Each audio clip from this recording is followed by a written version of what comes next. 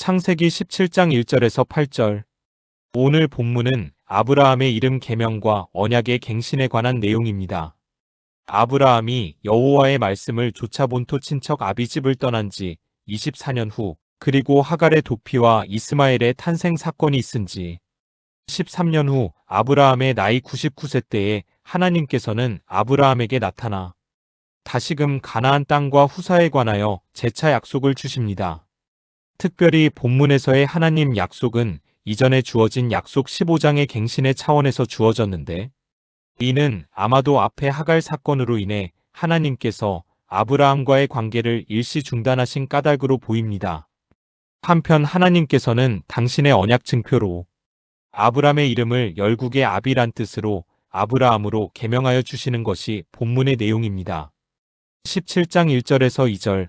아브람이 99세 때에 여호와께서 아브람에게 나타나서 그에게 이르시되 나는 전능한 하나님이라 너는 내 앞에서 행하여 완전하라.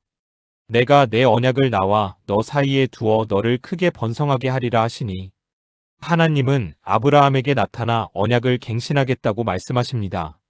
이는 이스마엘을 낳고 13년 후에 하나님이 아브라함에게 나타나셨다는 것입니다. 다시 말하면 13년 동안 하나님의 계시가 아브라함에게 없었다는 것입니다. 그러면 이 기간 동안 아브라함은 무엇을 했을까요? 아마도 86세에 낳은 이스마엘에 대한 애정과 애착이 강하여졌을 것입니다. 그리고 이스마엘을 통하여 하나님 약속의 성취를 계속 기대했을 것입니다. 이는 18절에서 이스마엘이나 하나님 앞에서 살기를 원하나이다라는 아브라함의 고백에서 엿볼 수 있는 사실입니다. 본문에서 나는 전능한 하나님은 엘하나님, 과 사따의 전능의 복합어입니다. 쇠떠하는 충족한 자를 의미한다고 합니다. 그러므로 전능한 하나님은 권능이 있으면서 자기 충족적인 하나님임을 나타내는 명칭입니다. 이 명칭은 특별히 사랑과 언약을 세우실 때 사용되는 하나님의 명칭이며 28장 3절. 이 명칭이 주로 언약과 관계되어 사용된 것은 하나님께서 한번 맺으신 언약은 그 어떤 경우에라도 반드시 지키실 수 있는 강력한 힘을 지니신 자기 충족적이신 분이심을 보여주시기 위함입니다. 그런 하나님이 아브라함에게 완전하게 행하라고 명령하십니다. 완전하다의 원어인 타임은 하나님께 바치는 제물로 사용되는 흠이 없는 동물을 표현할 때도 쓰였습니다. 레위기 22장 17절에서 25절. 그러나 이 단어가 사람에게 사용될 때는 도덕적으로 성실하고 깨끗한 자로서 하나님과 친교를 나눌 수 있는 자를 가리키는 데 쓰였습니다. 시편 101편 6절. 또한 노아를 묘사할 때도 쓰인 말로써 6장 9절 하갈의 사건 이후에 쓰인 것으로 보아 하나님이 보시기에 아브라함이 하갈을 취한 것이 완전하게 보이지 않았다는 것을 암시하고 있는 것입니다. 그렇다면 본문에서 완전하다란 어떤 의미일까요? 노아의 경우로 봐서는 하나님의 말씀에 순종하는 사람이란 뜻에서 완전한 자라고 이해하는 것이 문맥상 맞을 것입니다. 즉 너의 생각대로 하지 말고 내 말을 순종하라고 명령하고 계시는 것입니다. 또한 2절에서 내 언약을 세운다는 표현은 이 언약은 나와 너 사이의 쌍방 언약이 아니라 하나님께서 언약의 주체가 되어 아브라함과 일방적으로 맺는 언약임을 강조하기 위함입니다. 또한 이 언약은 하나님이 아브라함에게 새롭게 주어진 것이 아니라 이미 주신 언약을 재확인하는 것입니다. 12장 2절에서 3절, 15장 1절에서 5절. 또한 이 언약은 본장에서 아브라함의 계명 4절, 할례 11절, 사라의 계명 15절, 이삭의 출생에 대한 약속 19절, 이스마엘의 번성에 대한 약속 20절을 통하여 더욱 구체적으로 제시되고 있습니다. 이러한 약속에 대해 굳은 신뢰를 가진 자만이 이 험한 세상에서 쓰러지지 않고 하나님의 뜻을 이루며 온전히 살아갈 수 있다고 바울은 로마서 4장 20절에서 21절에 말합니다. 3절에서 8절은 하나님이 아브라함과 언약을 갱신하고 이름을 바꾸어 주시는 내용입니다. 고대 사회에서 이름을 주는 것은 이름을 주는 자가 이름을 받는 자를 소유한다는 소유권과 장악권을 이야기한다고 합니다.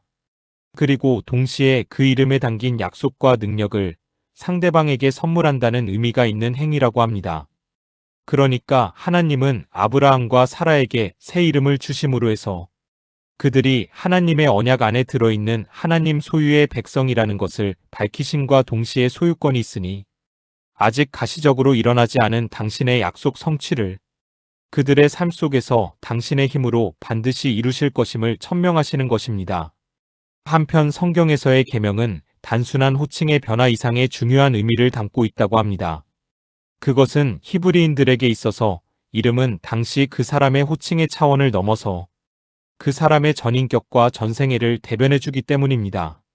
그리하여 히브리 사회에서 계명은 그 사람의 생애에 중요한 변화가 왔으며 이후 완전히 새로운 생애를 살게 될 것을 의미한다고 합니다.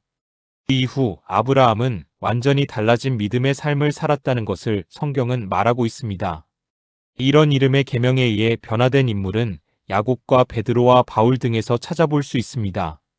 그러므로 우리들 또한 본래는 세상인, 죄인이라는 이름을 갖고 있었으나 새 언약의 동참함으로 그리스도인, 성도라는 이름으로 바뀐 것입니다. 따라서 성도들은 이전의 삶을 완전히 청산하고 그 이름에 걸맞는 삶을 살아가면서 그리스도를 본받아야 할 것입니다.